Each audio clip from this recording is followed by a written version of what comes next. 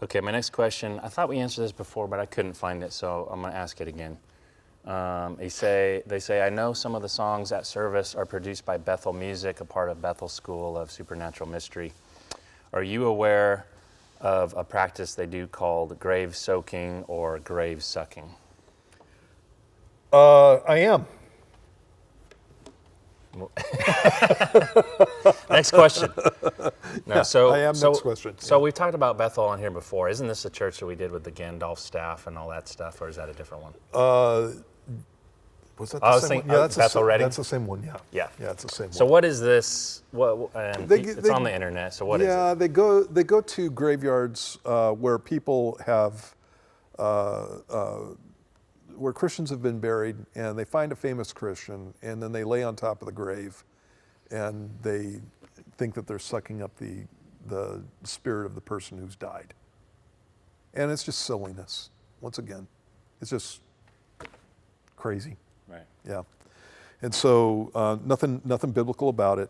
What they try to do is they try to line it up with the situation where there was a guy who died, and he was lowered down into the tomb of Elisha, and when he touched his bones, he was revived, and he came back alive. And so for that to have any kind of correlation, you'd have to go to the cemetery and die. And then they'd have to dig up the grave, have you touch their bones, and do that. But they don't want to do that, so it's just all silliness. Yeah, so for the weird stuff that comes out of this, people, the question they have is, should we be listening to their music? Because the weird thing is, they have obviously gospel music that thousands, tens of thousands of Christians listen to. Mm-hmm. And yet they go off the rails and do these weird things. So do you stop listening to their music because they're off the rails, or you just say it's lack of judgment and I can worship this song because it doesn't bother me, I'm not doing that anyway? Well, when I look at the the situation, if I want to get technical about the whole thing, I'd have to be looking at the author of the music and see if he went and hung out and did that. Yeah. So that'd be the first thing. The fact that the pastor and the pastor's wife of Bethel do this nonsense is on them specifically. What is on the other guys is the fact that they're going to that church, and so there's, I would expect that if I went and did some grave sucking or whatever they want to call it, that the people in my fellowship would walk out of here.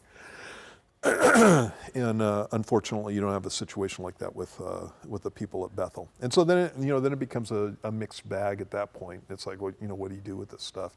And so the more that I hear this nonsense, the less I'm inclined to have anything to do with these things. And I just get tired of it. And there comes a point where it's just like, so you're just being so silly that anything that comes from you is not worth dealing with, and so that's becoming my attitude more and more. Yep. And I like to give people grace, and there has been music that's come out of certain camps that I've really liked, and I think it glorifies Jesus, but the baggage that comes with it, that's exactly what it is. It's baggage. And so I think that godly, spirit-filled people who aren't stupid and don't act stupid should write music. Yeah. I think they should lead worship, and I think it should be that way. But we've got what we've got. When you look at the book of 1 Corinthians, those people were a zoo. Yeah. And so I don't know. It's like they were nuts on all kinds of levels, and Paul didn't abandon them. He didn't say that you're not brothers. He didn't say I don't want to talk to you anymore. He didn't do that. He continued to encourage them. Yeah, there's a lot of grace there.